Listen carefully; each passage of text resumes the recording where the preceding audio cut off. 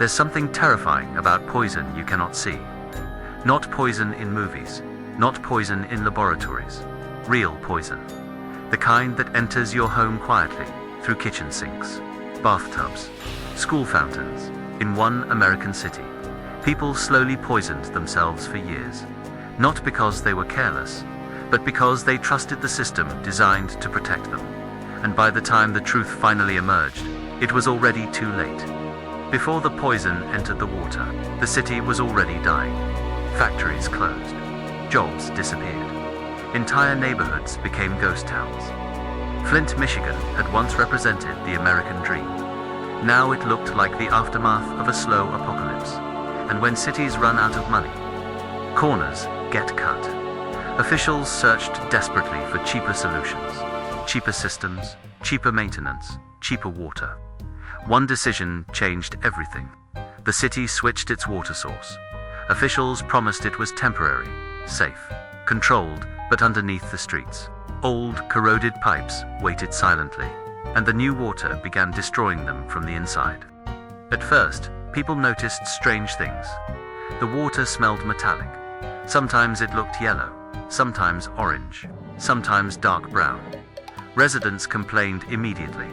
Officials responded with the same sentence over and over again. The water is safe. That sentence would become infamous. Because while officials repeated those words, people were getting sick. Children developed rashes, hair started falling out, skin burned after showers. Some residents described feeling exhausted constantly. Others reported nausea. But proving poison is difficult when the poison is invisible. And most people didn't want to believe the truth. Because accepting the truth meant realizing something horrifying. The water inside their own homes was dangerous. Lead poisoning is terrifying because it doesn't look dramatic. No instant collapse. No cinematic deaths. Instead, it slowly destroys people from the inside, especially children. Lead damages brain development, memory, behavior, learning ability. And once the damage happens, it can last forever.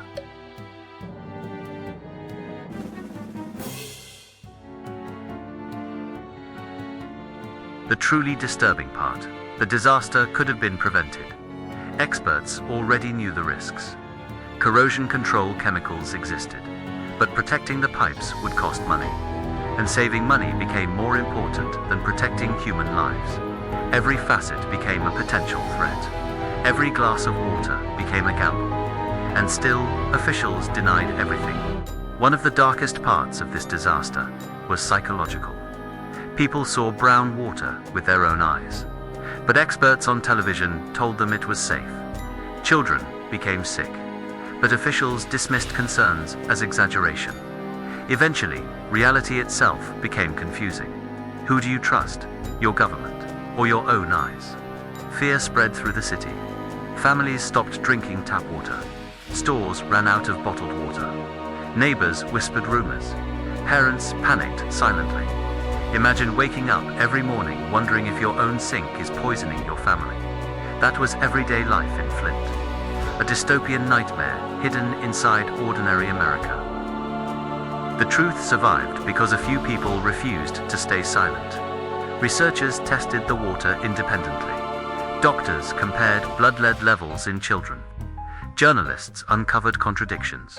And slowly, the horrifying reality became impossible to hide.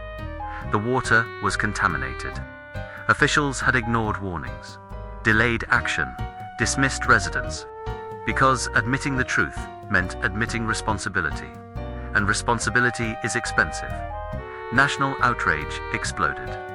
News channels covered the crisis non-stop. Politicians apologized. Bottled water arrived. Pipes were replaced. But for many families, the damage had already happened. Maybe the scariest part of this story is how ordinary it feels. Nobody expected disaster. People were just living normal lives, working, cooking dinner, bathing their children. Then one day, they realized the thing keeping them alive had become dangerous. That's the terrifying truth about modern civilization. We survive through trust.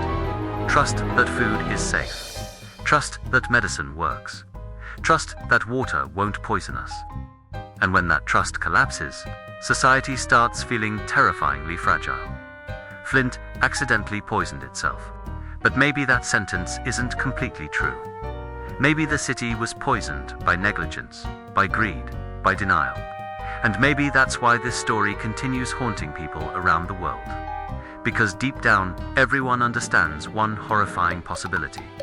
If it happened there, it could happen anywhere. We got lead inside the water, we got lead in our guns. These politicians poisoning our sons and daughters for fun. Washing my face and hands with nothing but bottled water and wipes. To save a buck, Snyder's administration ruined the pipes. And now we're fighting for our lives and asking who can break news. I wish the governor could walk a couple blocks in my shoes, so he could witness all this poverty and crime that exists. And all this hatred and racism we've been fighting against. City of lead.